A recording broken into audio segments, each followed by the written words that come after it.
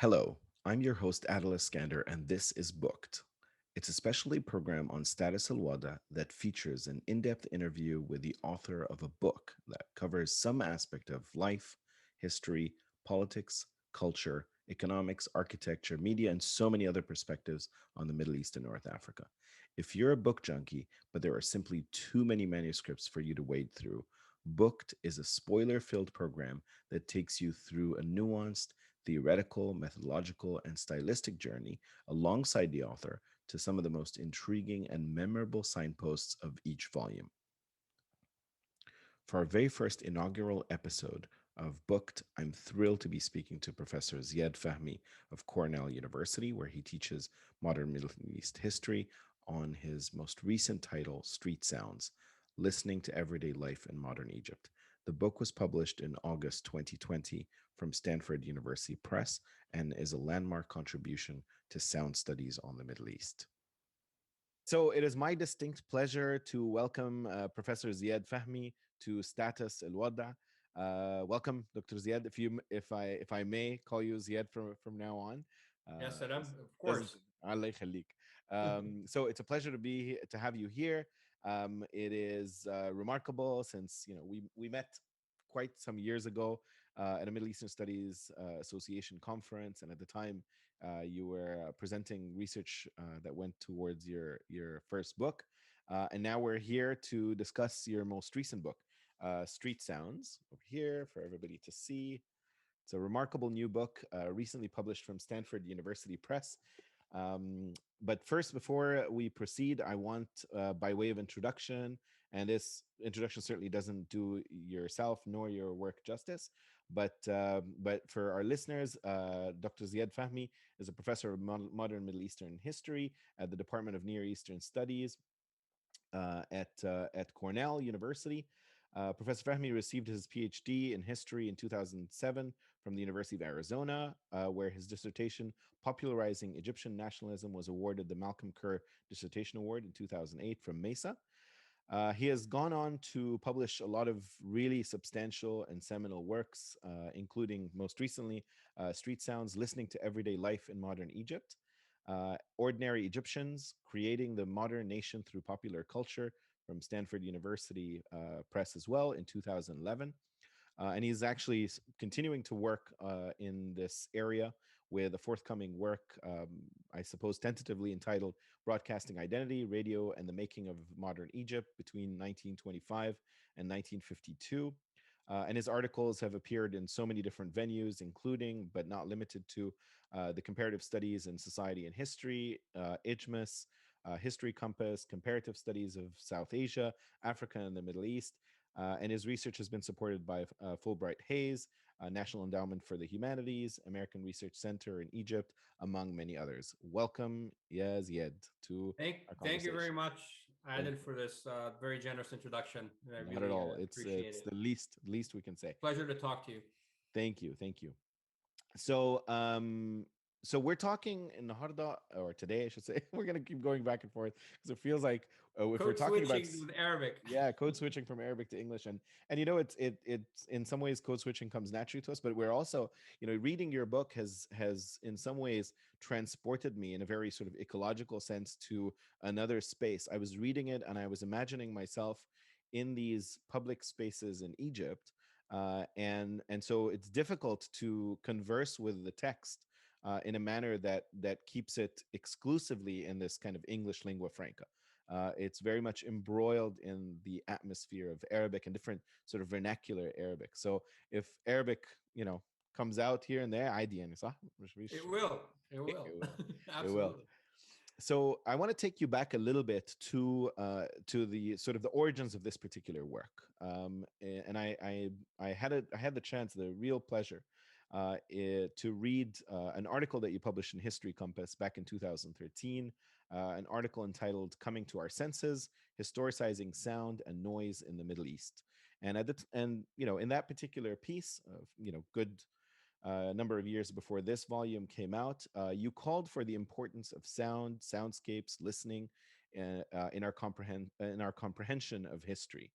And this was very much a precursor of this new work, Street Sounds.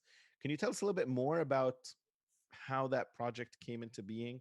What were some of the junctures or the turning points that led to your thinking about the importance of sound? Yeah, I think the initial idea probably came to me as I was revising Ordinary Egyptians, and from in that book, I dealt with early Egyptian media, with vaudeville theater, phonograph records, and so forth. And as I was revising it at the end in the book, I started dabbling a bit into sound studies. And luckily for me, there was at the Society of Humanities here at Cornell, the theme for in 2012 was related to sounds and soundscapes. And I applied, and lucky enough, I was among those faculty fellows. And we had other scholars from all over the United States and abroad that dealt with sound. Only one of them was really a historian, and so it was a very sort of a eclectic, multidisciplinary bunch. And I became more intimately familiar with sound studies as a field, and realized that there are other historians working on France, the southern U.S., and so forth that delved into the use of sound and historicizing sound, and trying to get to that information through text, even archival texts and so forth. So this is when I decided to write that short piece for History Compass.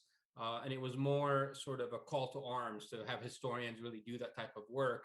I started to transition to really come up with a project that would have the entire, probably the wrong word to use, the entire focus on sound.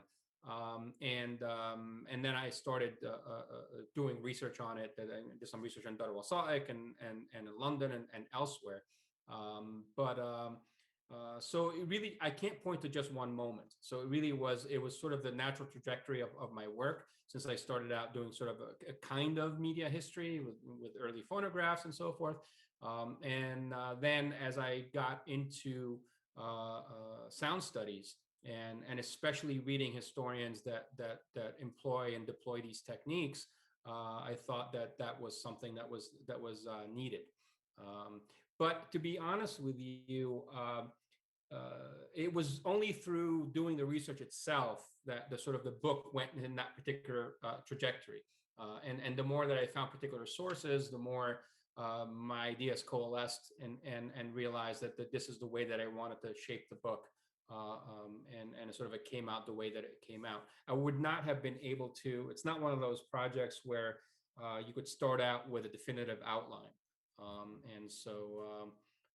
But it was definitely enjoyable to work on and take on this particular path.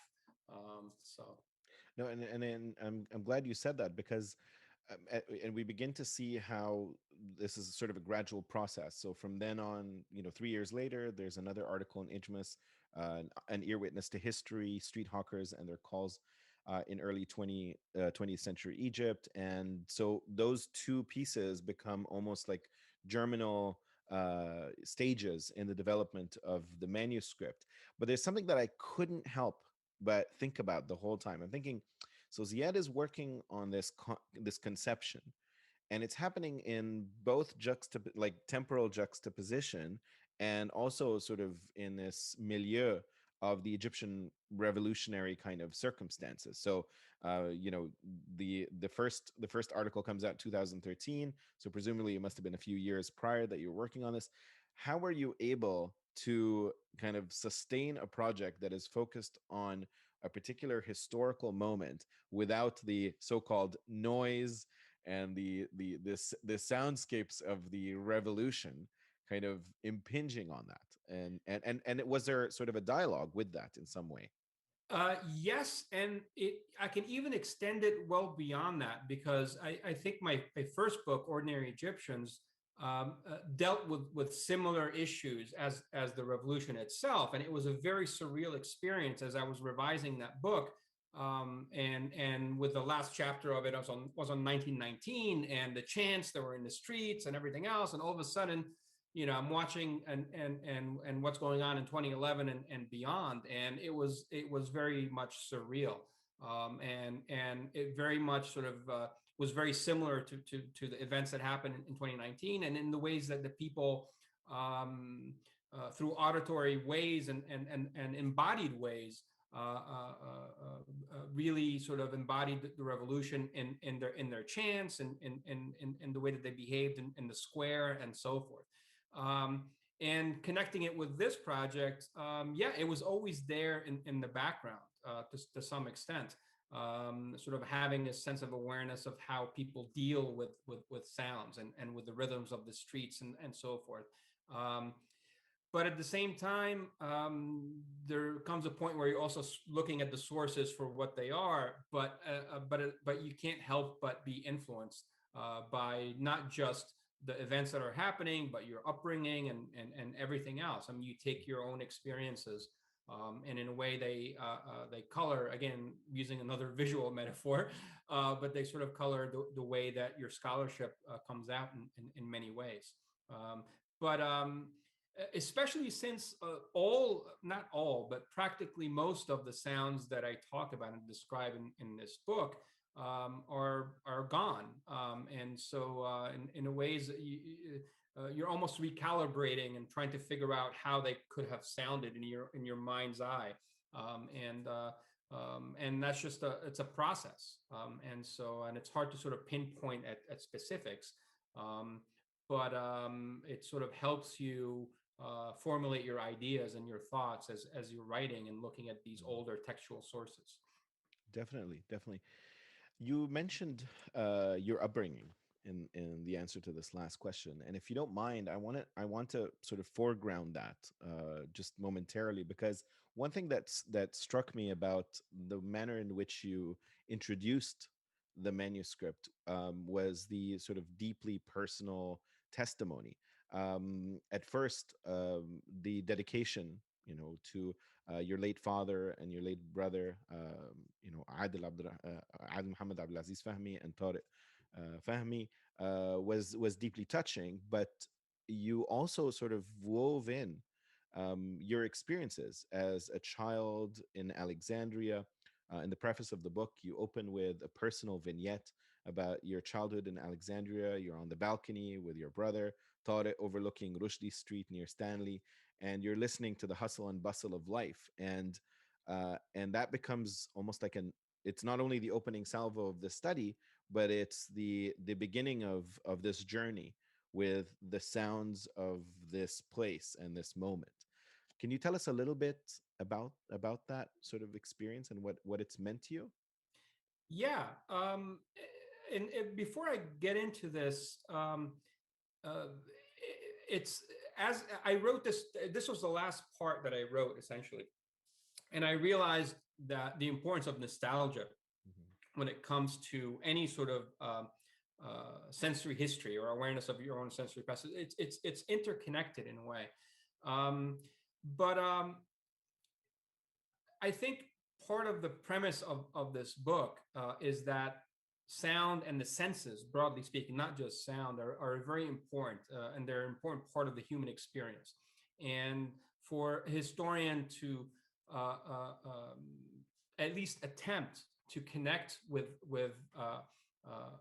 the complexity of the sensory landscape for especially for everyday people, um, is quite important because it is important in everyday lives and for everyday people. And so I thought a bit whether I should write this preface and use some of that more of a personalized pieces in there. And I felt that it would resonate with the readers and sort of prepare them for the journey ahead. Because at the same time, I don't want to think that, okay, this is sort of a unique experience because I remember those particular sounds in Egypt. Even had I not been raised in Egypt, I would have had memories of sensory memories of my past related to sound or otherwise, and I would have still included them. And so this is why I distinctly also mentioned the fact that after we migrated to the United States when I was 11 and a half years old, I still talked about the sounds of New Jersey, and in a sense, because it is a common universal experience for people to sort of remember how they experience the world around them, especially in their childhood.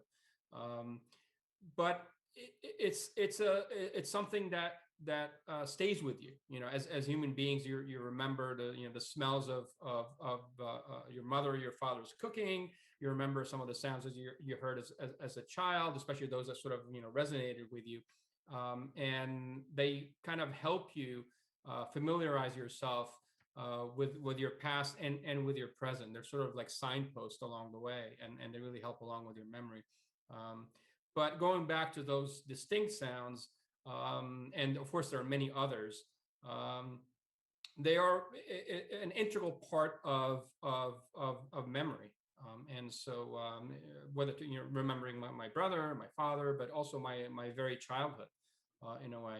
Um, and uh, and they sometimes you're reminded of it when especially when I go back to Egypt, and so with some of the surviving sounds of some of these street merchants, I guess, especially the Robabekia sound, which everybody Yeah. is familiar with. But immediately that sort of connects to the sounds of your childhood as well. Um, so I'm glad you weren't taken aback by that sort of personal touch at the beginning. So No, it was certainly not just not being taken aback, but I found it to be incredibly resonant. I too, unfortunately, my sincere condolences to you for the loss of your brother. But I too lost a brother, and as I was reading this, I distinctly remember the exact same experiences in a different locale in Cairo on our balcony overlooking Azbakeya, mhm. and just the craziness of like 4 or 5 a.m. traffic and little Wabikia and the vegetable sellers and precisely what you were recounting. And this is the reason why I bring this up, and it was sort of an important signpost for me, was that it took a tremendous amount of, I think, courage to go beyond just the sort of the questioning your own positionality or sort of a reflexive self-reflexive act, but rather this was you rendering yourself as a researcher quite vulnerable, and presenting sort of a moment of tremendous kind of intimacy, at least in the recounting of it at the very beginning of the manuscript. So that to me set the stage for a much more sort of engaged testimonial relationship, even with a history that we are not contemporaries of. So I know I thought it was really remarkable and deeply touching. It not to mention the diasporic journey. So as you leave Alexandria and move to Jersey, and there's the stark contrast of affect and the way you perceive sounds and nature versus hu- you know human kind of sounds, and what that means as far as place and memory. That too is a fairly relatable experience for a lot of us Western sort of based researchers of Middle Eastern origin. So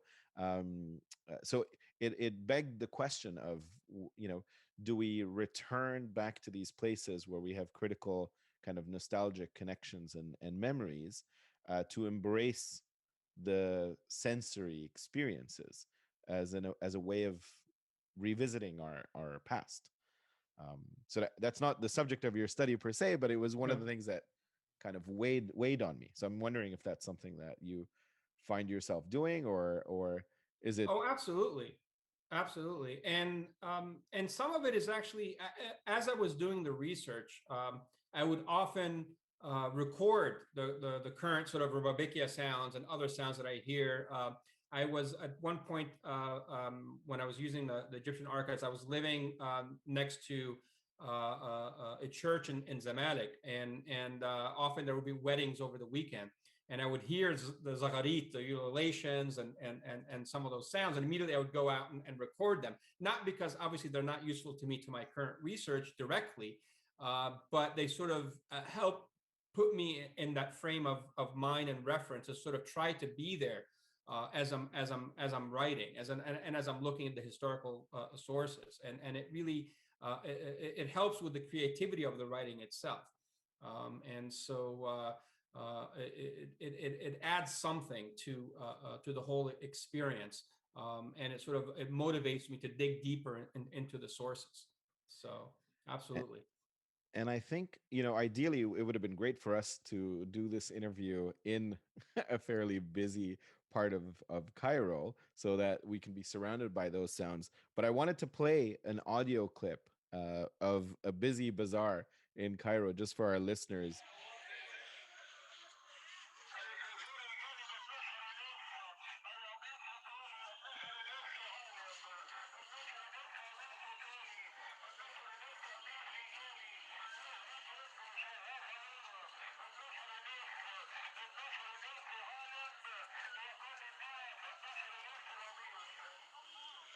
These are sellers and vendors in Ramses Square. Yes. Sorry to slightly continue on this tangent, but No, please. one of the recordings that I made was in Alexandria, and it was a merchant, and he had a loudspeaker, but he was playing an audio tape of his voice, and it was repeating over and over and over again. And since we said we'll code switch and use some Arabic, it was in the very Alexandrian accent of the pronunciation of the guinea for pound. And it just he kept on in the loop. كل حاجة بجنيه يا أستاذ. كل حاجة بجنيه. Everything's for a pound. Everything's for a pound. And so it was essentially the equivalent dollar store on wheels for this guy. And so yeah, absolutely, it's something that definitely resonated with me. So Yes, no, it's really quite amazing. So we've talked a little bit about the preface and the sort of the positioning of the book. The book itself opens up with sort of a story of the 1936 Cairo Agricultural and Industrial Exhibition, and it was a two month extravaganza. Extravaganza by the standards of the time, of course.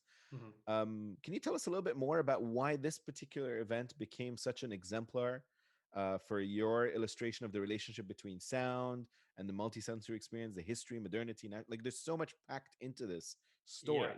Can you tell us like why you chose this and how it helped illustrate? Very good question. Very shrewd and interesting question. Yes.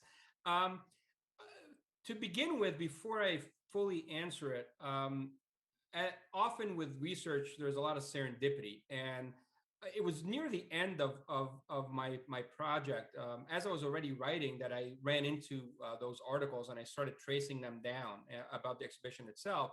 And it just so happens, a little bit of luck as well, as if you remember from the piece that I quoted, sound is a central role in the way that it was described, and with a loudspeaker that was set up at the center, at the exhibition center, and so forth. But the reason that I knew that I had to use that to start the introduction and to start the book, um, was because, going back to the way that many historians, and politically and historically minded political scientists and others often use the exhibition as a way to describe the visual aspects of modernity, and often it's almost overemphasized. And I think of Timothy Mitchell in particular, but using other theorists that are very much invested in this tradition of the exhibition as sort of the exemplar of this visual way to describe the modern world. And and I realized, of course, sure, the visual was important, but often there was always the auditory, and it goes hand in hand. And especially in that piece, the author um, stressed the auditory aspects of modernity, Mhm. in a way, because the way he described the steam engine and the sounds of the steam engine, and the loudspeaker, and all of this, um, it was perfect. And in a sense, it was a bit of serendipity and luck, the fact that I found this piece and I started looking and digging a little bit deeper. And almost all the descriptions of the exhibition certainly describe the visual and the lights, and all of that, and the richness of this. But also, the auditory was right there and front and center. And I think I'm glad you sort of agreed with me in that sense. Is that sort of it made sense. Yeah. Um, but yeah, it was definitely a lucky break as well. So It's quite incredible. But there were also instances where I felt you were helping the reader comprehend the gravity of that instant, and what those convergences really meant. So for instance, in our contemporary moment, we wouldn't necessarily understand the role of a loudspeaker as a means of mass communication, but the way you illustrate it as the radio of its time, especially in that particular juncture. That was really quite interesting for me, and it very quickly did that sort of sleight of hand, where I began to imagine the way in which the loudspeaker creates sort of a discourse of either a statist or commercial or statist, if you will, presentation, yeah, yeah. and how it can operate in the form of a mass medium. So I'm curious, is that something that sort of occurred to you as you were, reading this, that you're like, oh, okay, so this sounds like radio, this sounds like television, like you were making those connections across temporalities, or did it take a fair amount of, you know, um, contortion, if you will, like creative contortion? Um, I don't recall sort of at the time. I think I mean in this particular case, I know that I because I've written it at the end, and so I've already talked about loudspeakers in chapter 5 and chapter 6 mainly.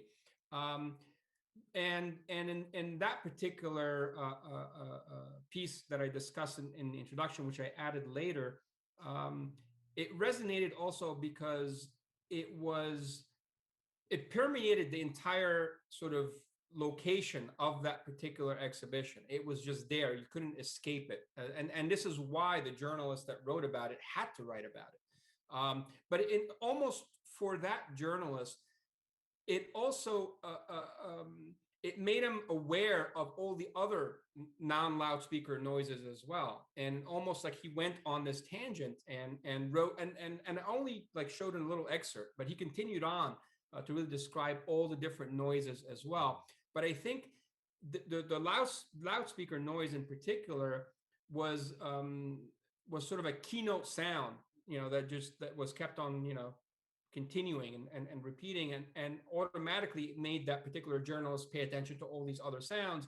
And in a way, it was a vehicle that I kind of used as well. And I thought it would frame the argument of the book wonderfully. And I think I'm hoping that it worked out. No, it absolutely did. There's a term that you used, and I have to apologize as a non-historian. Some of these expressions may be somewhat unfamiliar to me, but you used the term micro-historical Mhm. examinations of everyday life. Can you tell me a little bit more about what a micro-historical, like, Yeah, what does it mean? it's a one way of writing history, and of focusing as much as possible on either one individual, if the sources allow, on one particular individual, and typically it's sort of an everyday person. And if the archives and other sources allow to do that, um, then it gives you a different viewpoint on how society functions. And so, because traditionally, going back 30, 40 years, among historians, it was more about the story of the kings and queens and the elites and so forth.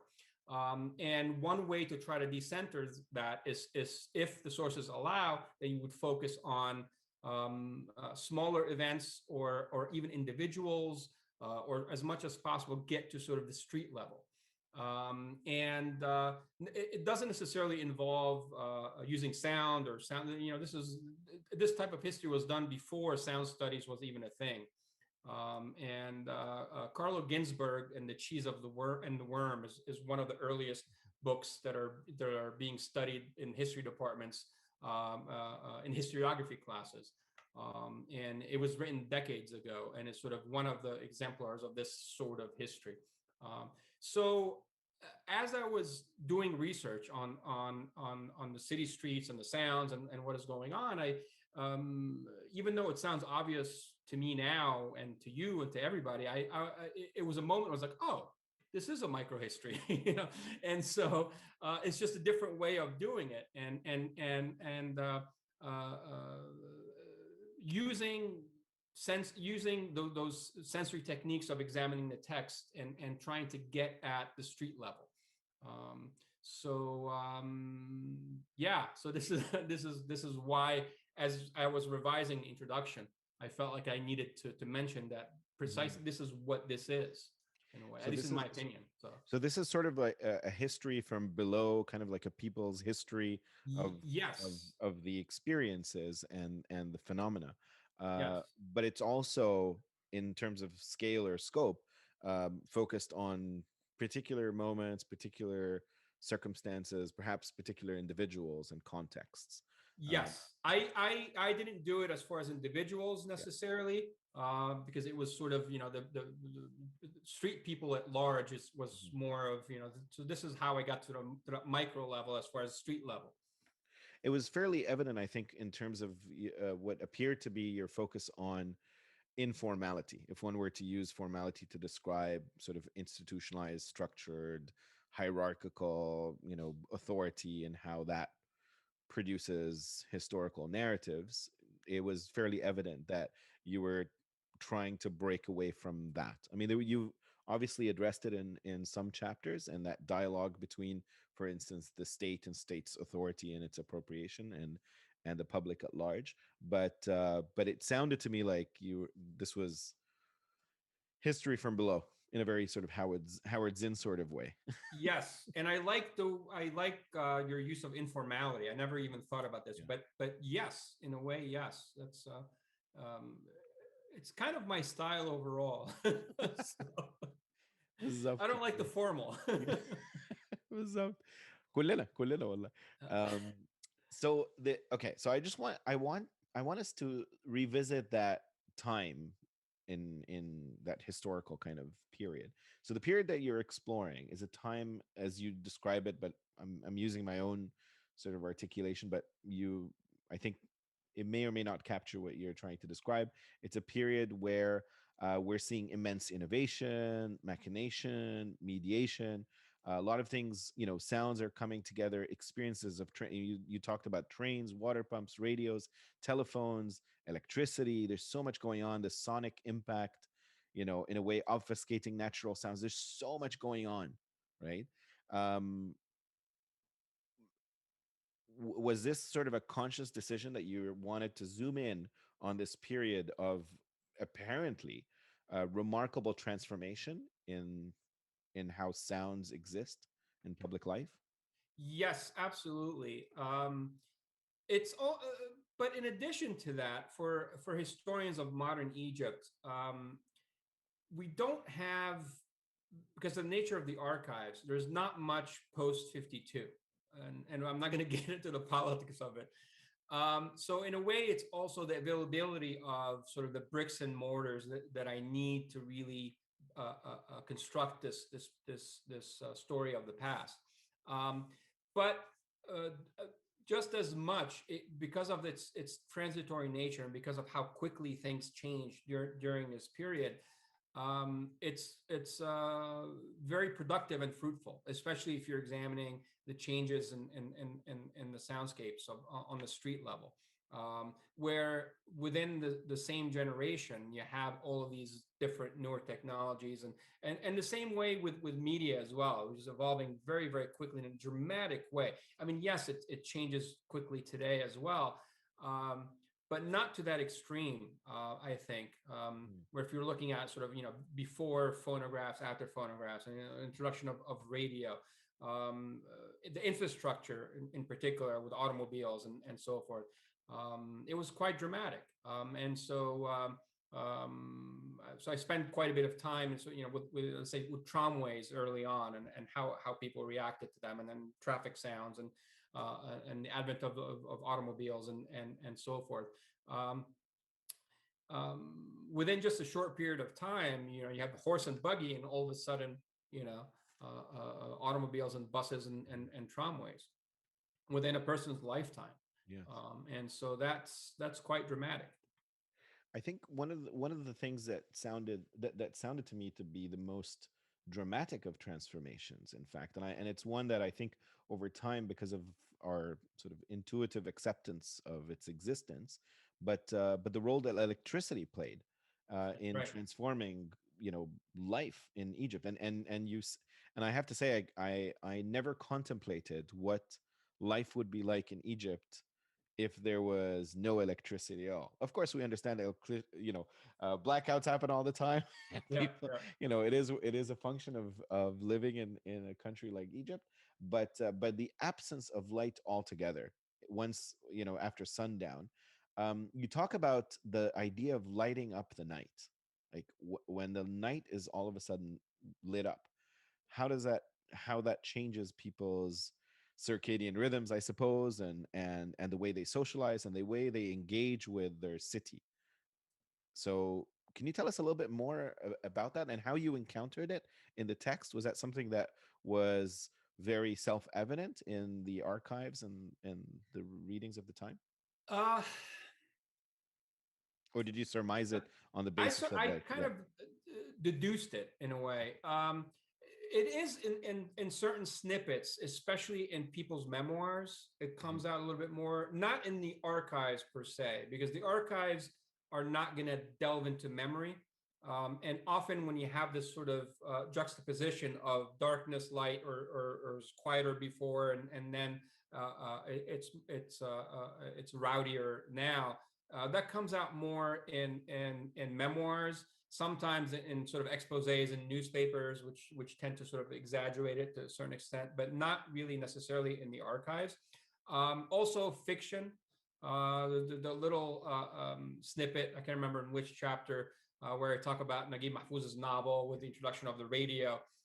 And he does this wonderful job as far as describing the darkness and the light. And so we're describing sort of a light bulb, right, in one particular apartment where they're well off, and also in the coffee shop, but everything else is darkness. And so the coffee shop has the radio blaring, and then the electric light as well. Um, and then what you see in the archives is when certain areas began to electrify and so forth. And then you can deduce that it wasn't necessarily just all of Cairo. Of course, it was very gradual. It was the upper class districts and the commercial districts first, and then gradually electrification extended beyond that, step by step, well into the 50s and 60s. Certainly, when you're looking over Egypt as a whole. Um, so yeah, in the archives you'll see how it was in a way before, and then you'll get to see what it was after. But rarely will you see sort of that transition Mhm. within the archives, within one document. Yes, Um, definitely. One of the terms that struck me was oral modernity.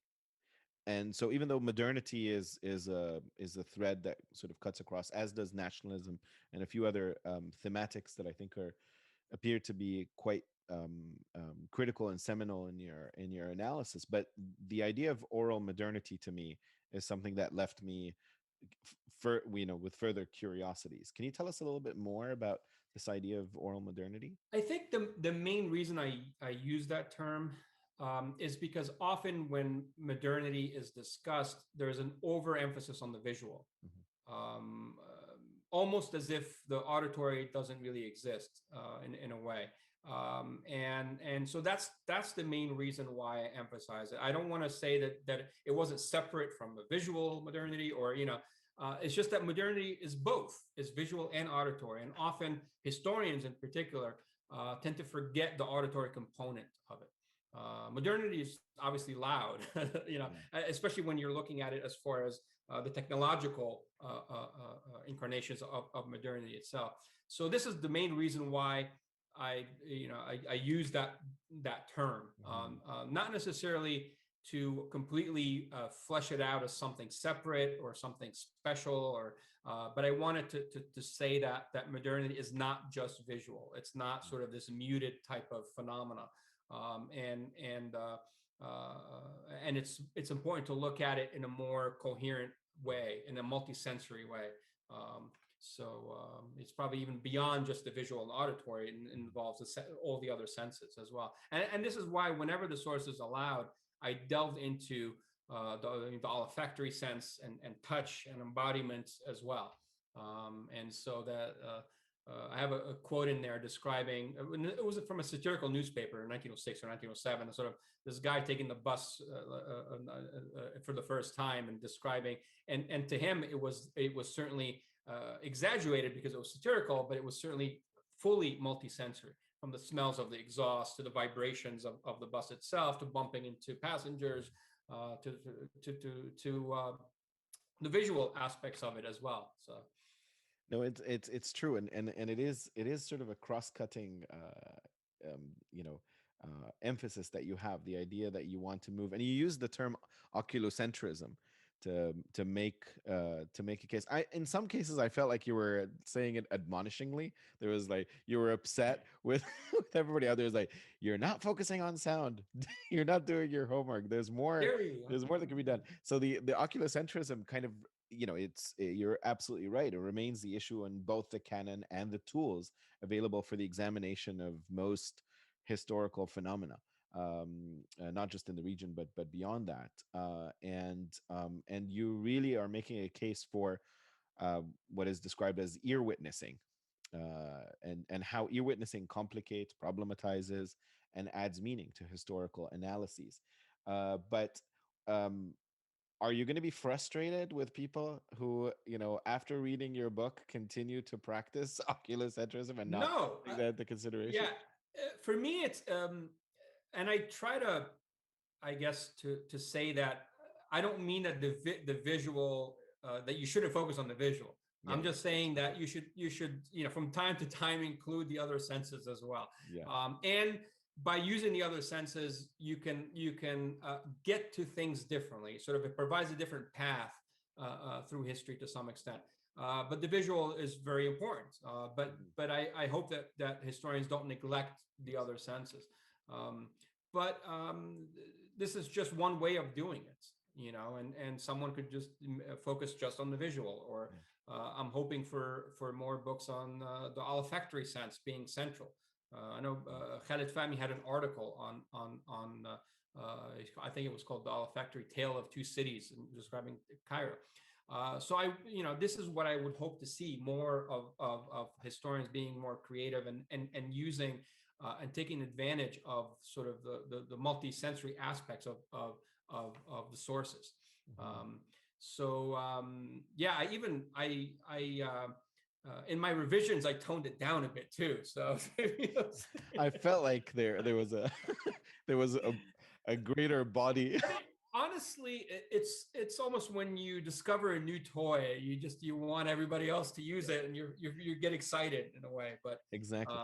yeah, I didn't mean to for it to go across No, that no, way. it's in all frankness, I think the I'm being sort of tongue in cheek about it, but I think one of the aspects that startled me the most about this, challenging oculocentrism or focusing on the more sort of multisensory experiences is precisely how difficult it is to do so. One of the important contributions, in my opinion, of your book is methodological. Unlike explorations of sonic environments that are predominantly sort of visual, it's really difficult to be able to parse through archival textual material and try to reconstruct them as auditory. So I mean, that to me was really, I want you to, like, if Yeah, you're so inclined, tell us, like, you're reading a manuscript and the yeah. manuscript is describing sounds. Are you literally sitting there in the library or in the archive room, imagining what the sounds are like? Can you take us on this journey of how It's your mind is I reconstructing? want to. I'll push back against the difficulty. I Okay. think it's easy. I think for historians, you always have to have a level of creativity. But what I want to emphasize is that all textual sources, all emails, everything you've ever written has a multisensory component to it. So you're talking about what you heard, what you listened to, what you ate this morning, and so forth. And in a way, you're going to describe this in a multisensory sense, because we are multisensory beings in a way. And I really haven't come across any text that I've written, at least substantial length, you know, Hmm. that doesn't involve a description of a multisensory form. People are not just visual creatures. They're not just talking about the visual. And we also have the tendency to assume that the that if you're describing something visual, then that's easy already, and that's something that we can imagine. Whereas if you're describing a taste or a hearing or a sensation, then it's less so. And it's the same. This is how the brain works. I mean, you use your brain, or the brain collects all of these multisensory information and then interprets them, and then you sort of understand them and put it all together. So it's I would say that it's exactly the same as describing something in the text that is visual versus if it's auditory or involves some of the other senses. So it really is low hanging fruit, and the trick is to literally just flip a switch here and say, well, I want to pay attention and make reference whenever there is a sensory description. That's all it is, and it's the same sources that I've always been using, but I wasn't really focused on that. And because there is that bias, I said focused. It's like everything is, because we assume it's all visual.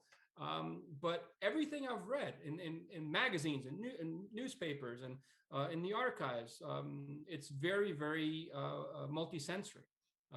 And it doesn't necessarily mean that I have to, as a historian, recapture exactly what that sound was. That's not the point. The point is to see how people reacted to it, what people thought of it, how they politicized it, if they ever did that, how they reacted to it, as people who are living within that historical period. We may never capture most of these sounds or really figure out exactly how they sounded. We can come close. We can assume, but that's the extent of it. And so I'm not out to have this complete accuracy as far Hmm. as how the past sounded. I want to know how people reacted to those changes in sound, or what they thought about their own sensory environment. It's So easy, man. I'm sold. That's it. I'm ready. I'm ready to undertake this. Although I have to say, your description is extremely convincing. I'm really you've encouraged me to contemplate this as a possibility. Um, it's the point that really sort of vexes me is the infrequency of references to sounds in comparison to the visual in the archive itself. So you're having to probably parse through more like volume to be able to identify sounds because of the historian, maybe the archivist or the person who's documenting that moment, or the whether it's a diary or a travel log, that there is the tendency to emphasize the visual over other senses. So maybe it's tricky in that sense that you don't I have as much material, or am I I wrong in don't that too? know. Like I haven't. Well, I don't think it's that infrequent. I think we assume that it's infrequent because we're just programmed to think that in a way. I think it's frequent enough. I think the trick is on our end. I think it's like we have to recalibrate and focus on paying attention to what the writers are putting together. And it wasn't as infrequent as you assume in relation to the visual. I don't know what the formula is, 60-40, 70-30, but it's not that infrequent. um, and often they're not necessarily uh, um, fixated on sound or visual or anything. They're just Mhm. trying to get the message across, whatever it is that they're writing. And it just comes across because most of the inputs that they have are multisensory. And Yeah. so in describing it, that's how it comes out. Um, Having said that, for historians in general, we have to become expert skimmers. I mean, we read such a large amount of information to try to get to what we're looking for. Sometimes we're aided with certain search vehicles and some archives where you can use certain search words, but mainly that's looking for the titles of particular files, for example. So you have to be very creative. You have to read very fast, skim very fast, and think of all kinds of different information in order to find it. So for me, for example, um, there's some references when I'm talking about the use of cannon fire in Ramadan and other occasions and so forth. So at the Egyptian archives, and they it's the titles of the many of the files are digitized and in Arabic, and so you would go through and think of a variety of different keywords, so matfa and cannon and so forth, Yeah.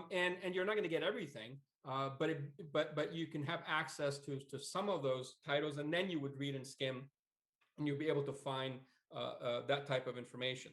um, I had to come up with, I don't know, think of like, 12, 14, 15 different ways in Arabic to say loud noise, so dagig and zai, and you Yeah. just use that and you type it in and see what you find and Mhm. skim and so forth. But um, I promise you, like, if you open Naguib Mahfouz novel and start reading, he's talking about as much of the auditory as the visual, Mhm. or close enough, Yes. so No, that's incredible, and I'm sold. That's it. It's done. I take back. I said that in my unlearned assumptions. I So one of the things, I mean, we're accustomed to reading, and I come at this from like the media and communication side of things, but we're accustomed to reading a fair amount about mediatized products. Whether it's radio content, television content, now sort of the internet. Um, you seem to be more interested, you're not as interested in the sermons, the television, the radio. I mean, obviously television, is sort of a precursor, but you're not interested in the mainstream um, content being generated and distributed. You're looking at for this sort of book, yes. interstitial space. Yeah, for this book, your Yeah, previous work has yeah, gone there, and your next work will probably look more at sort of state institutions, state broadcasting, and things of that yes. sort. But in this particular project, you're sort of traversing these interstitial spaces in a way that's really intriguing, and it's not so easy to pin down all of these sites, these multiple sites. So it leaves us with more questions, I think, which of course makes, that I think is the substantial contribution, is that we walk away from it with questions that we never knew existed. But can you tell me, is this a concerted decision on your part to say, all right, I'm carving this out, this is not where I'm going to go, and I'm looking at the dajij and the zai and like these sounds that you wouldn't search otherwise? Yes, you very, very astute reading, man. I'm like, I'm really, um, I absolutely, am and telling you, and I that read the was book. from. I read the book. I know, but you read it well. So No, I people, thoroughly enjoyed it. you That's why. certainly did. That was definitely concerted, and that was the hard part. That was the effort I made from the very beginning. I said I wanted the unofficial. I wanted like I've done media in the first book, kind of, and I wanted to focus on the streets. I Mhm. wanted to focus on everyday life as much as possible. And even when tangentially at some points I briefly talked about the radio, it was more about the noise level and the complaints and how it was broadcast on loudspeakers and so forth. It was more about, I had to, in a way, visualize what someone in the streets at that time, it had to be, all the noises that I talked about had to be perceived by someone walking the streets. And in a way, this is why I perhaps overused de Certeau in the beginning of the book. because this is the perspective that I wanted as much as possible. And even in the parts where I talk about the nightlife, I wanted to make sure that some of these sounds were actually reverberating beyond the enclosed space. And I try to focus on spaces that are outdoor spaces. Um, and it was just because that's what I wanted to do, and because it hasn't been done in that way, and I wanted to do it. And initially, I didn't know if I have enough sources, and as I started sort of in this path, I found plenty, and and in a way, it's perhaps the book is too big in the sense that there's a lot there. Like each of those chapters could be its own individual book in a way, and I hope that other historians take that on and delve a little bit deeper. I was sort of excited about the types of sources that I was able to find, and I thought initially whether I would narrow it down a bit, and then I was like, I decided not to, because I felt like I work better in these broader strokes, Hmm. and easily somebody could just, the nightlife chapter could easily be a book right there. Hmm. The same thing with street merchants and contestation over the streets, and the weddings and the funeral one. Hell, you can have just a book on weddings and another book on Yes. funerals. Uh, but um, but yeah, I avoided media and Yeah. mediated noise as much as I possibly could, knowing also that I was going to write this book on radio, which I'm doing now. Because initially I was gonna have a chapter or two on radio, and I decided not to. And that's one of the reasons I wanted to sort of, because it's a different project, because I want to really talk more about content when I get to the radio book. Here it's more about the noise, the reverberations, not necessarily the content itself. It just occurred to me, I may be having an epiphany, but it sounds as though between your first book and Street Sounds and your subsequent book that there's a trilogy on on media production. There's In a way, it is. ثلاثية فهمي. Um, but you know it's interesting because I think what you're presenting here is this really interesting tension. You mentioned Desorteux and his him and Henri Lefebvre on sort of on one side, and the way you posit um, Foucault and the panopticons, on this other space. I And will get a lot of hate mail for that. I'm telling you. it's okay. Well, your admonishment of Foucault is very, very subtle, and it's very contextual, and it's situated. So it's not by any means. And I know that you're going to come back in your third book and talk about the panoptic That's in a right. different Maybe light, it'll right? get to the other side. Yep. Yes, exactly. You're going to cross the aisle, but Yep. this tension, this theoretical tension, is really quite compelling, and I could see how you're answering different questions in each of the manuscripts. Although I haven't read your third manuscript yet, but I can see how you're addressing these various aspects. I want to play for our listeners slash viewers, 'cause since we're now kind of crossing from. See, we tried to be non-oculocentric, but somehow we introduced the video format in the podcast. So we're, That's right. You we're see, we're working bringing in the visual reverse. back. Come I on. know. I'm sorry. I'm sorry. I did not heed your advice prior to this interview. Um, so I'm going to share something for our viewers. So this is in the context of our conversation about the state's narrative and sort of mediated discourses. So I'm going to this is an example that you discuss in the book, um, around the official narratives and how popular culture kind of fits into that. So this is Mishmish Effendi. Okay, so I love that cartoon. okay.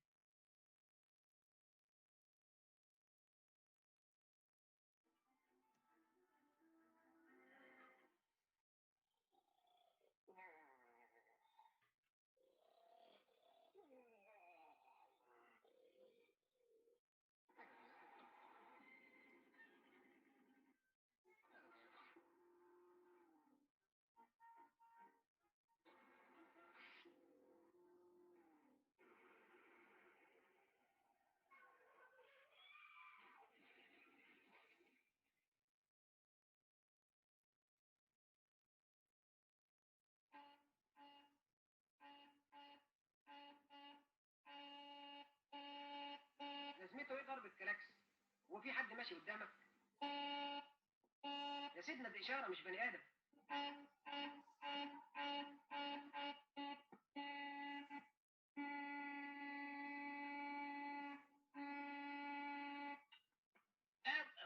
شفت الكلاكس عمل ايه؟ مش واقف ساكت، اطلع يا حلو، سلام عليكم. اما صحيح مفيش مخ.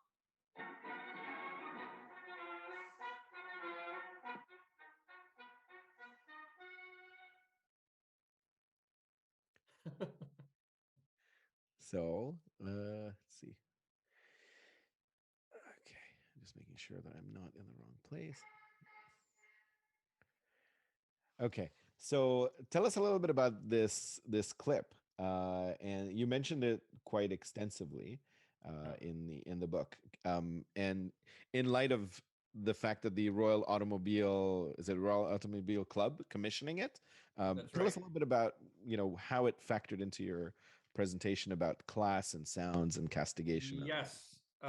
Again, serendipity. Like I ran into this clip. I wasn't even looking for it, and it just fit perfectly. And uh, I I delved a little bit deeper in a separate article that I'm putting together now.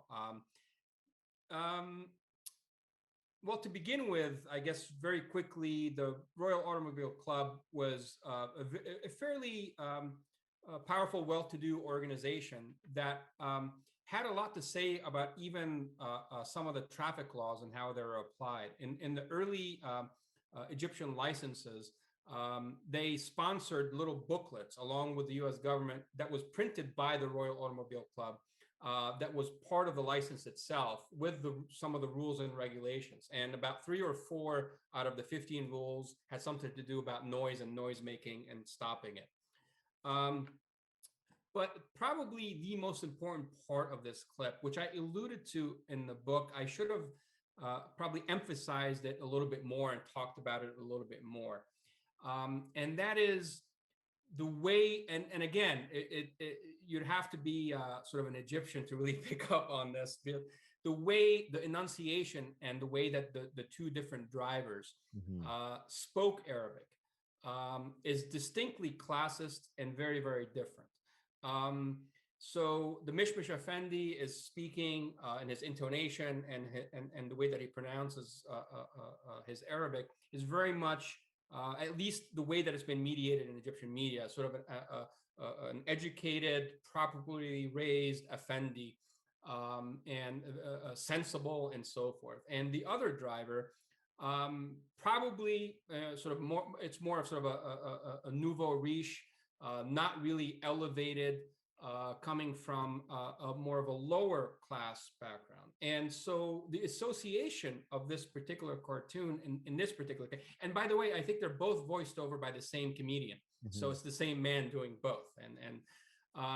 So the connotation there, and I see it everywhere in newspaper articles and memoirs and everywhere, is that those who are making the noise are not properly elevated and from a lower class, and those who are sensible and don't beep the horn are from sort of an upwardly mobile middle class or educated and well elevated and so forth. And it doesn't say that, but just by the way that it depicts the voices, and they're both Cairene voices, and so but they felt like it was, and it almost came natural. Probably, I don't know if it was necessarily planned exactly that way, but and probably the way that the comedian verbalized it, that's how he felt that it should be. And so it's something that is there in the ether in a way, and across the board for all of the sources that I found, there is that class dynamic of silencing the masses and trying to elevate them to the sort of level of civilization. So the first phrase that that man said is "oh oh," you know what I mean, and it's done in such a way to index class in that way. It's very hard to sort of describe that to non-native speakers. But and I should have spent more time on it in the book, but but it is difficult to sort of to capture it as well. I don't even know It how is. one would spell with transliteration. Oh, Oh, oh, I don't know. Yeah, you would have to have an entire PhD just on that. It's impossible. exactly, exactly. It's interesting because I think at this point in the book, and actually at various stages across the manuscript, there is this discussion about class and how class informs bourgeois sensibilities and sort of the dismissal of noise as vulgar. And you use the word vulgar quite frequently to describe the characterization of those types of expressions. With the Mishmish Effendi clip, I immediately started thinking of Alexandria when I can't remember the name of the governor, when they banned the use of the horn, and It was in the how 90s, I think. it was yeah, Yeah. it must have been the 90s, and Yeah. and it was observed for at least a few years.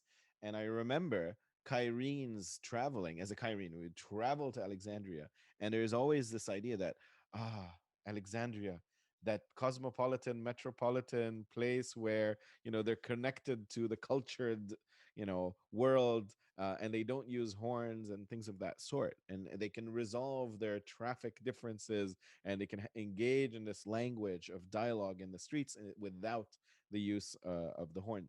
And it often the term vulgar would come up. So I wanted to explore this idea of the vulgar, because I didn't do like a keyword search, which I can't do. I would need the PDF to do a keyword search to see how often the term vulgar came up in conjunction with the word class. Yeah. But Yeah. this is a term used quite frequently, especially among English speaking. And there are obviously Arabic equivalents to that. The kilmat bi'a, for instance, is a term popularized in the 90s or perhaps prior, and it has a lot of really negative connotations. It was Um, Beledi, then Bia. Beledi was exactly, more but popular in the 80s and 90s, and Bia late 90s onwards. Yeah. exactly. And I heard that the term itself, BIA, is actually an abbreviation of an acronym that people used to use. I don't know how extensive this is, but it used to be BMW, BIA مصرية وسخة, and Ah, which adds another like level wow. of vitriol, Yeah. Yeah. and real sort of castigation and dismissal. And over time it became just bia, or and even being used as a verb, المكان ده ضيق, you know يعني an area that used to be accessible to That's right. And now bourgeois. it's become, yeah. Exactly. So this to me was really interesting, like the tag of vulgarity, everything from Hasaballah groups and the way they were perceived to contemporary maharaganat. But there's one particular line and I can't remember where it was it was a page 166, where you say the ever-present drive for class distinction leads to an always changing aesthetic of taste, musical or otherwise. This idea that there's almost like a that the that upward mobility is this race, and those with privilege are always a few steps ahead. And so long as the commoners, if you will, or regular Egyptians or the masses at large catch up, then those with privilege will move on to the next thing, the next sort of aesthetic trend or pattern and things of that sort. um, is that something that you encountered throughout your research on this topic? Um, I would say so, yes. And I don't necessarily think this is, I think this is across cultures that Yeah. exists. Yes, I don't And mean I to think, exceptionalize it, but yeah, yeah, yeah, of course. yeah. I mean, I think one way to look at this is how early jazz was perceived. Mhm. I mean, obviously, there's more of a racialization in this Yes. particular example. And then it eventually it would, eventually was accepted as sort of something a little bit more elite, and then it sort of, and then it changed. So it goes back and forth as far as what what taste, when taste is involved. Mhm. Um, but often, especially middle classes and upwardly mobile middle classes, try to differentiate themselves in some ways, and this is subtle, and this is something that sort of takes Mhm. place. And it's something that is universal, and often it ends up in those negative connotations, and it ends up being a little bit more classist. Um, I felt it throughout. I mean, just growing up in my childhood, and my family's from a well-to-do background, and so it was actually um, uh, it was the other way around. It was listening to close and not so close family members Deploying compare also. themselves to the masses, the Roya, in an unfavorable way in certain contexts. In other contexts, then yes, we're all the same. We're Egyptian, and we have to help the poor. But often it comes out. There is that sense of classism that comes out, and often it's connected to aesthetics of some form. And that could change, depending on the times, as far as what is considered bi'a or not bi'a, and so it really depends. Um, but often it's in the reverse, like the example of the jazz music, or rap music, or other forms, or Elvis Presley. Often it's a form of music was considered vulgar, and then it becomes the sort of the elite sort of co-opted. Mhm. um, Sayyid Darwish is a perfect example. I mean, Abdul Halim Hafiz, and so on. I mean, early on, whenever there's a new form of music that comes up, um, elites are often aloof, and they vulgarize it, and they view it as a kind of a threat. I guess now it's mahraganat, but it's already beginning, Yeah. where many of the educated elites are beginning to embrace mahraganat in their own way, but it's still being attacked by the mainstream media. Yes. Just like Adawiya was, and now Adawiya is becoming almost like a classic auteur of music gradually. Exactly. Um, so it's not linear. It's not. I mean, it goes both ways, and it changes and it adapts. When it comes to the brass music, it was the reverse. I mean, it started out more of sort of only if you could afford it, you'd be able to hire the military band or the police band and so Mhm. forth, and it was something that was done in elite weddings. Um, and then when everyday people started adapting it, and Hasaballah came to the fore, and all of a sudden it's no, we don't. There's no way you can have a brass band in our wedding. We're going to play something else. So it's there's a lot of plasticity there, but class plays a role, and class formation plays a role because of that distinction. And it's not something that I came to this book knowing, or at least knowing that I was going to write on, but the sources led to this, because most of the attacks on noise were classist, Mhm. in the newspapers. Uh, Very rarely, as I mentioned also in the book, it's memoirs, and you're remembering past noise when the nostalgia comes in, and it's sort of viewed distant and safe, and therefore it's okay to embrace it and remembering it, because it's no longer with us, and it's something that is fondly part of that person's identity who's writing the memoir. But in daily newspapers, that's often not the case. It's about, there's a threat. They're loud, they're blocking traffic, they're in the streets, and we need to uplift them, and civilize those folks, so they're like us, and that's something that is consistent throughout the sources.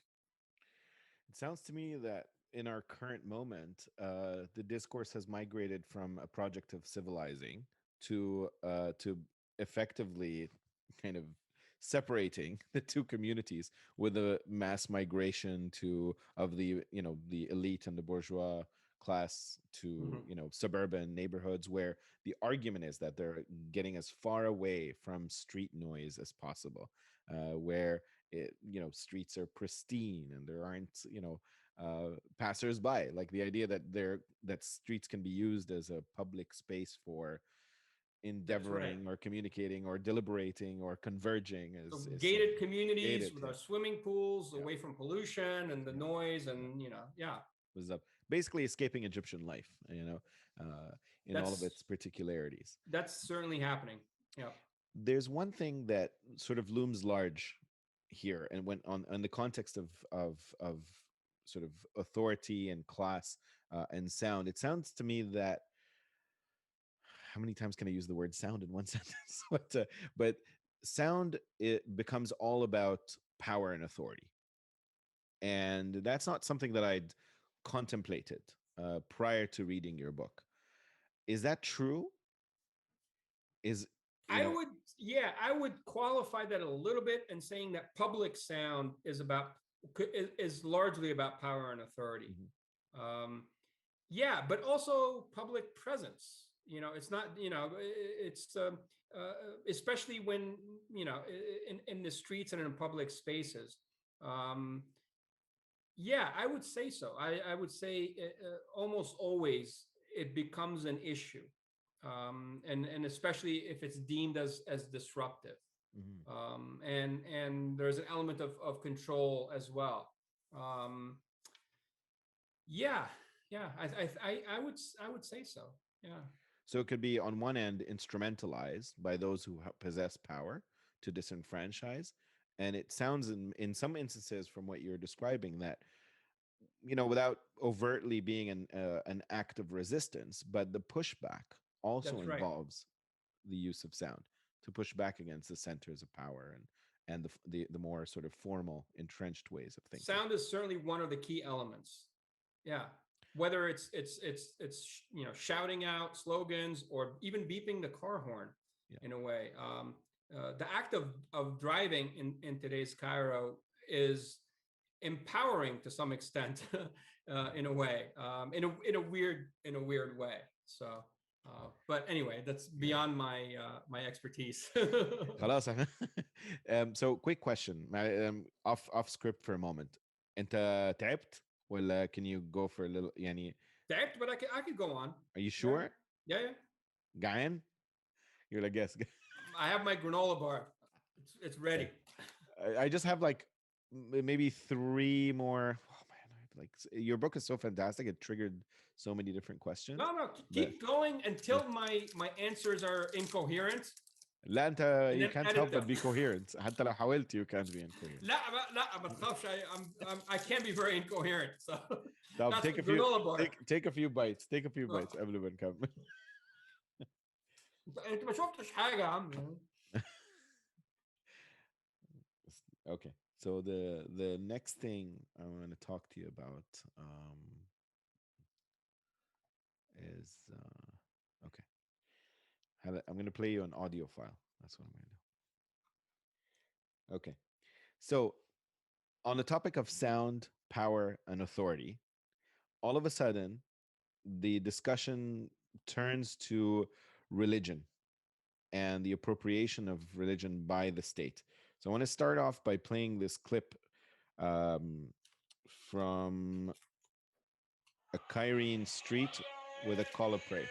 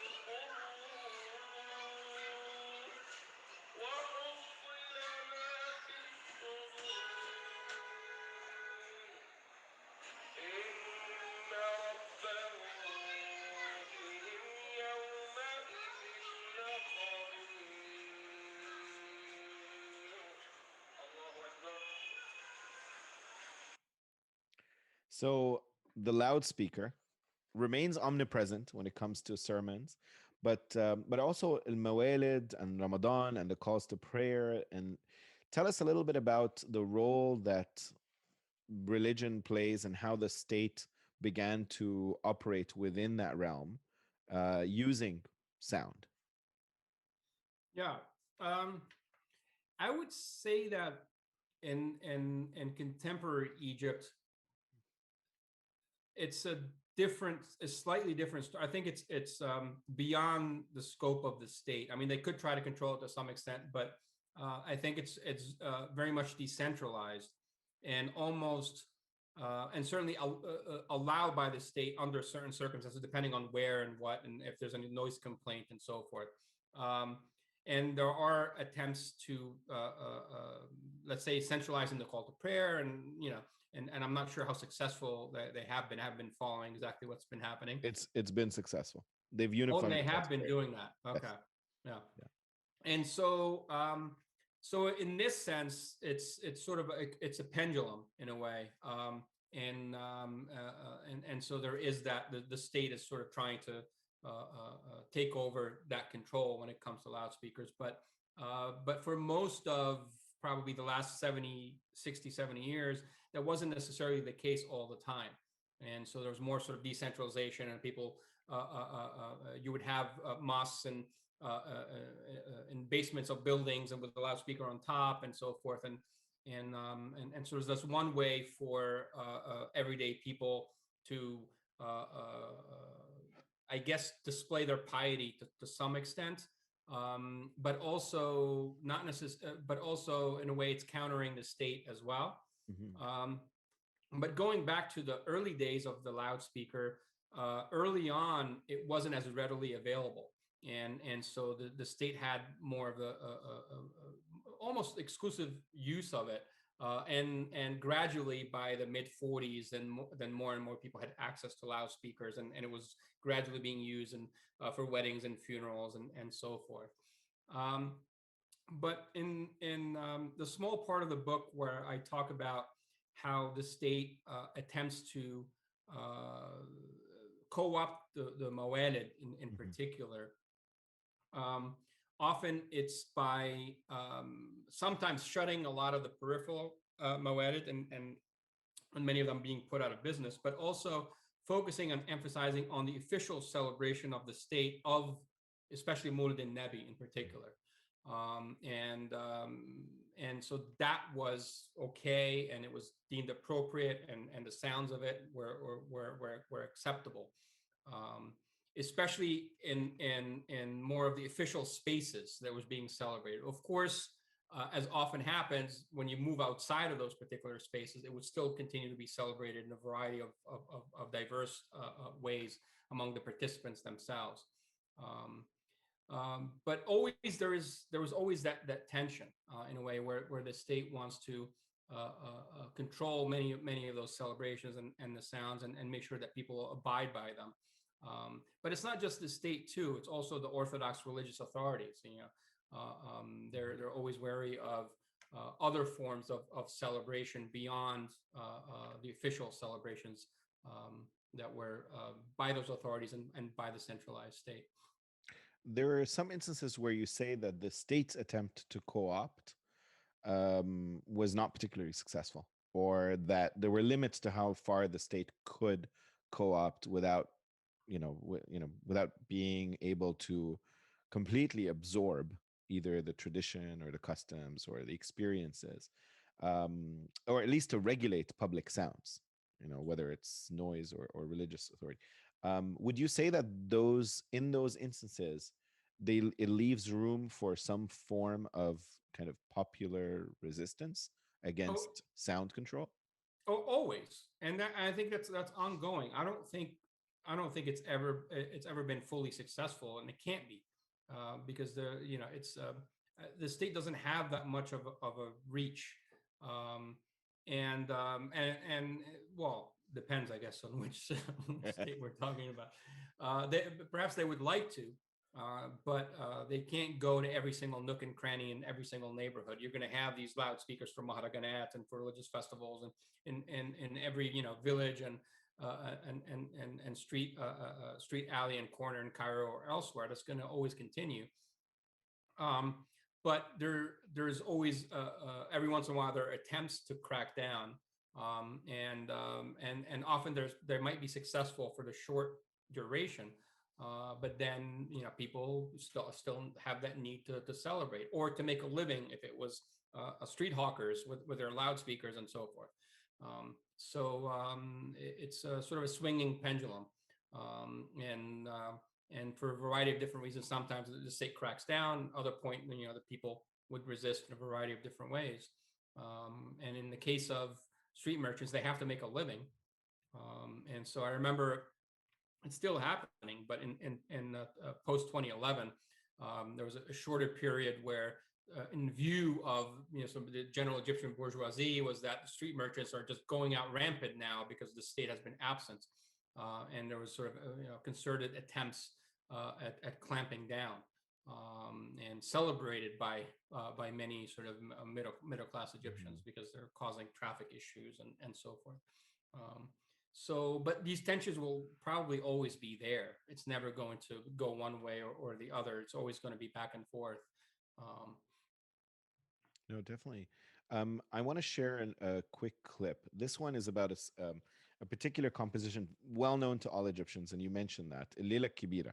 Okay. I love Uh, all your clips, by the way. So thank you for adding they're all these your clips. clips. Thanks to you, you were able to kind of evoke and you spend a fair amount of time explaining Leila Kibira and its cultural significance in Egyptian society, but what it means in relation to depicting a locale, a space, a set of experiences, the accents, the different characters, and it's all sort of auditory. There's so much sonic experience. It's been reenacted and performed, and it's also produced and reproduced by the state, but it also depicts these spaces that would otherwise be dismissed by the bourgeois sort of classist sensibilities. So I want to play this for just a few, 1 minute or so of this for people to become familiar with it. But for those who are familiar with it, I'll be it's singing along though. So yalla. yeah.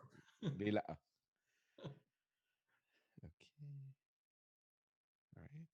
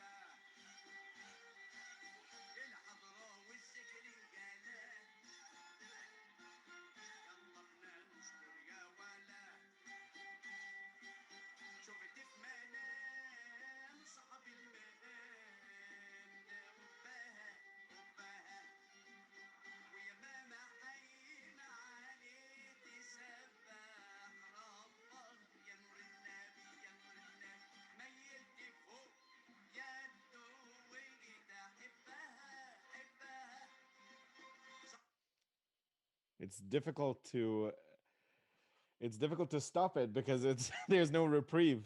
Said Mikawi just keeps going, and it's so packed and jammed with really compelling depictions of various aspects of Egyptian life. um, and this particular video apparently is of a performance of Sayyid Makawi in front of an The audience in Gulf the of Arabian Peninsula in the Gulf right, country, and right, you could see people's responsiveness, right, to it. So even though they may not have a common experience with the circumstances that's right. of Il Mawalid, and yet somehow it's resonant. So I wanted you to tell us a little bit more about where you would situate this type of sonic discourse.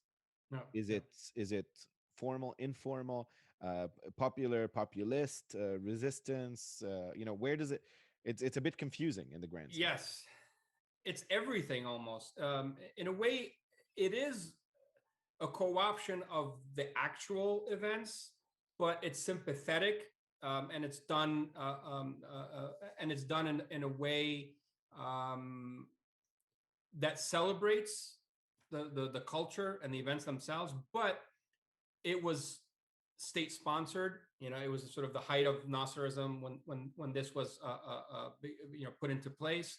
Um, it also is, for good or bad, a sort of a folklorized take on these traditions. And once you folklorize it in that official way, um, then it sort of sanitizes it, and mediates it into something quite different. Um, and ironically, once that happens, then it's also accepted by the elites and the state fully, but also celebrated by everybody because of the memory of it, if they have experienced it firsthand, Mm. or predominantly for many also those who never experienced it. Many Egyptians, the upper middle class, and many even middle class Egyptians of this generation, but even my generation, have never been to a mulid for a variety of different reasons.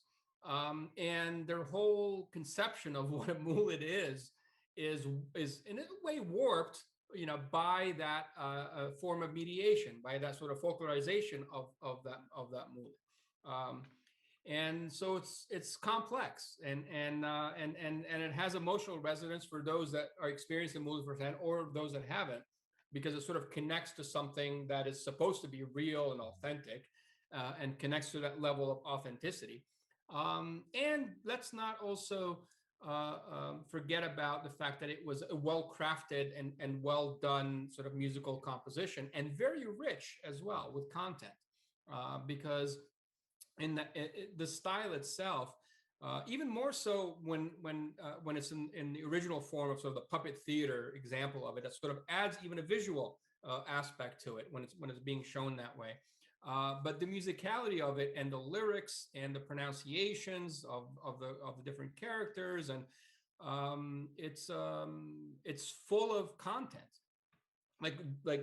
On those that, it's hard to explain again for those that don't know, the vernacular, or even just the basic Arabic, but it is multi-layered, and so from the lion trainer to the pronunciation of the of Upper Egyptians, of the different characters, of the coffee shop waiter, and beyond. It represents sort of a mosaic of Egyptian cultural heritage, yet it is definitely, of course, heavily mediated, sanitized, and so it's kind of a mixed bag, but and wonderfully rich at the same time. So Absolutely, absolutely. So one of the terms that, and this is sort of my last question, but one of the terms that comes up frequently in your book is the term cacophonous. And and I know it has this. I mean, I don't want to render it very Bakhtinian and think of like the carnivalesque, but there's something about the Leila Kibira that has this sort of cacophonous aspect to it. And then most travelers to Egypt, or especially Cairo and Alexandria and major cities, will describe Egypt as a very cacophonous place where noises kind of intersect with each other. That term I found to be really compelling.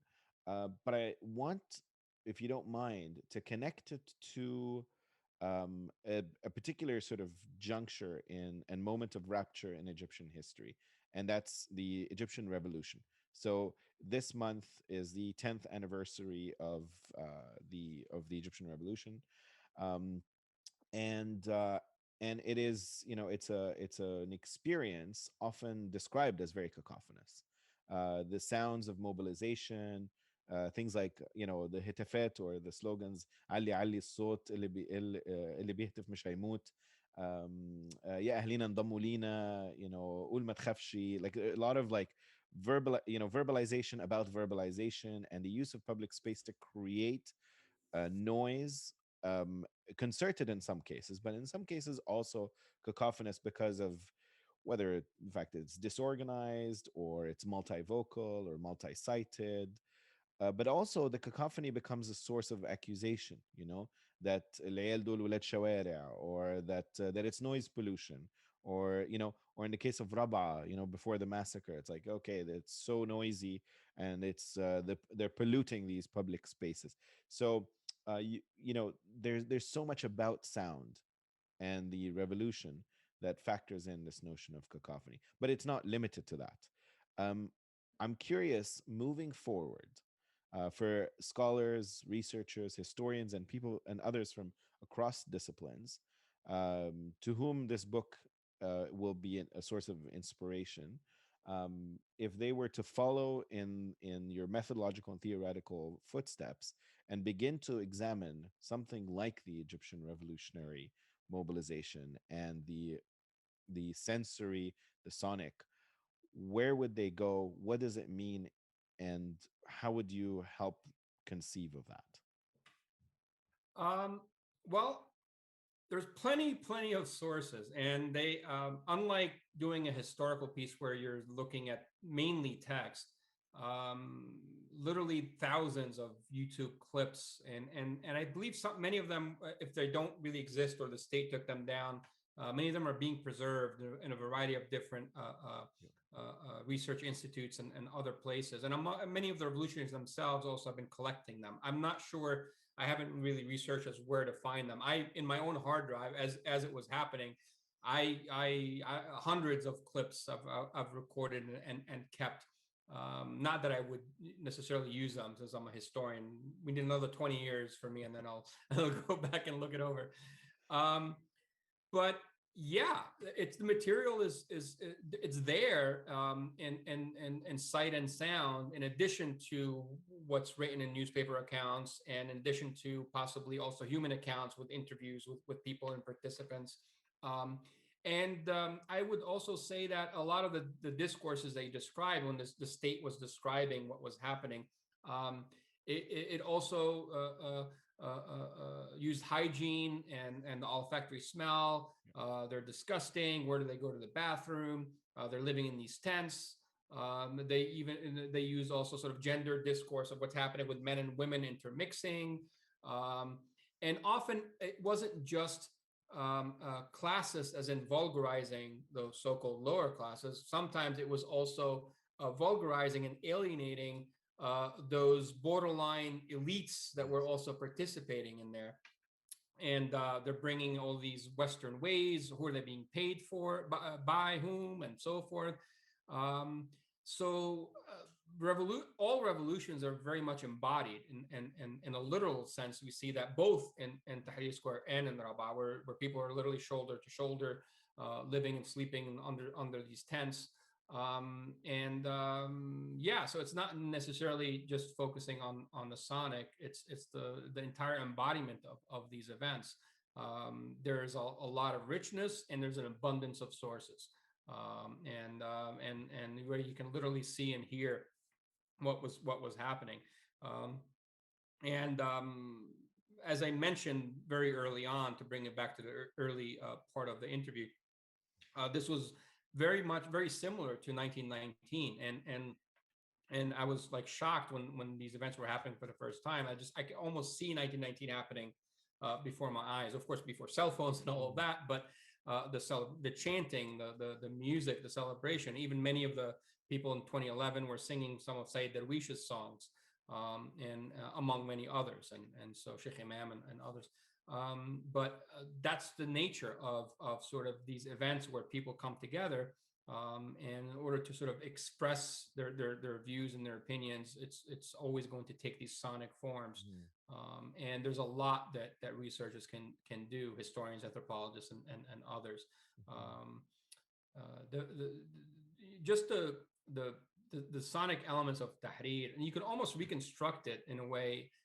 If people were sort of collecting a lot of these videos that were shot by phone, uh, some might be able to sort of triangulate and figure out different areas of tahrir happening at the same time once they find a date stamp of when it was happening. And it was definitely multi-sided in the sense that you might have had, like, five, six, seven different people chanting different things in different parts of Tahrir almost at the same time. And there's just so many layers there for people to come in and to study and theorize about. So yeah, I don't know if I'm working on radio in the 1930s next. So so Yeah. it's probably not going to be me. يعني بصراحة انت عملت اللي عليك واكتر. As we say, you've done it. خلاص. You done a lot. So my last question, Ziad, is pertains to the this issue of oral history as it pertains to who is absent. I'm thinking of, I mean, and it sounds very reductive and very, very much of an oversimplification, but I'm thinking of Gayatri Spivak's "Can the Subaltern Speak?" And I'm curious, as a historian of sounds in Egypt, um, are there voices that are perpetually and perennially absent, that literally cannot be heard because they are either not documented, not archived, or just sort of exist so far on the fringes so as to be subaltern, and there's just no way of reconstructing or narrativizing. I don't know, because in many ways I consider most of the voices that I try to reconstruct and talk about in this book were in a sense subaltern. Mhm. Um, and often people would say, especially in early 20th century, oh, it's women, but no, women, were very much heard in Egypt throughout. Of all, especially, it's actually it's almost in reverse, especially the lower classes, as far as literally orally heard because of ululations and the chants and wailing in funerals and so on and so forth, as opposed to elite women who are not heard orally, but many of them, perhaps, or not many of them, some you can read some of their writings, or you're aware of their presence. I think there's always a way to try to find these voices of the subaltern in general. And again, because this is sort of a broad history of sort of pedestrians Mhm. and street hawkers, and many of whom were women, a lot more so in the past than today. Mhm. Um, and so I think there's a way to recapture something. Mhm. And it's not going to be perfect. And this is why those sorts of histories, I think, are fruitful. Yeah. Where if it was just an official history, then you're not gonna capture most of the population. But when you sort of read it against the grain and as much as possible, trying to figure out what was happening in the streets, most Egyptian men and women were in the streets in some form. Mhm. um, and and this is what, when you're digging deeper into sources, this is what you find. So I think that's the way to do it. I think is sort of either through a form of microhistory or using some sort of sensory history that way. It's just one way of trying to recapture this. You're not going to get the full picture. It's impossible. But it's just a way to fill in that void. Mhm. No, that's really fantastic, and I think maybe my my last sort of point of contemplation is thinking of how, and you do such a remarkable job sort of describing how research of this sort can be undertaken in urban areas, the what remains sort of complicated to me is how research of this sort can be done in rural areas, or areas that where perhaps formal histories and documentation may not have been as extensive, or the use of public space isn't quite the same. But nevertheless, I think a lot of these questions were raised, both actively and subliminally by your work. So I wanted to congratulate you on the book. For everybody who is listening or watching, this is the book. It is Street Sounds, uh, Listening to Everyday Life in Modern Egypt by Dr. Ziad Fahmy, a remarkable book by every standard. So, Ziad, thank you so much for joining us on Status Al Wada. It's been an incredibly provocative and immensely enjoyable conversation, and I hope we get to talk again very soon, perhaps about your next book or ongoing projects. Thank you so much, Adel. I really appreciate it. This was truly a pleasure. So Thank you. thank you. Thank you. Thank you for tuning into this episode of Booked. I'm your host, Adel Iskandar, and tune in for another program where we will explore a new title through the lens of its author.